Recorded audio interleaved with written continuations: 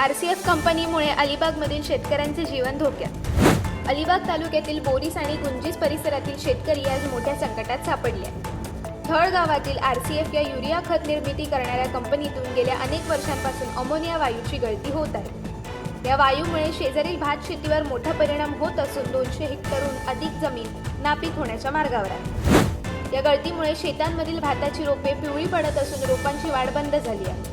शेतकऱ्यांनी आरसीएफ प्रशासनाला लेखी निवेदन देऊन अनेकदा बैठकीची मागणी केली, मात्र कंपनी प्रशासन याकडे गांभीर्याने पाहायला तयार नाही।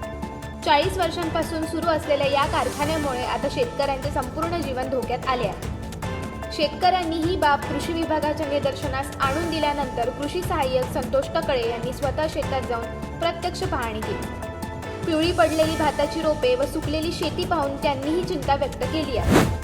त्याचबरोबर जर लवकरात लवकर आरसीएफने अमोनियाची गळती थांबवून उपाययोजना केला नाही तर आम्हाला उपासमारीला सामोरे जावे लागेल। आरसीएफ कंपनीने नुकसान भरपाई द्यावी, लवकरात लवकर आमच्या मागण्या पूर्ण झाल्या नाही तर आम्ही आंदोलन छेडू, असे स्थानिक शेतकऱ्यांनी स्पष्टपणे सांगितले आहे। अशाच अनेक घटना आणि बातम्या जाणून घेण्यासाठी सबस्क्राईब करा आमचे यूट्यूब चॅनल केव्ही न्यूज आणि इन्स्टा पेज कृषीवल न्यूजला फॉलो करा।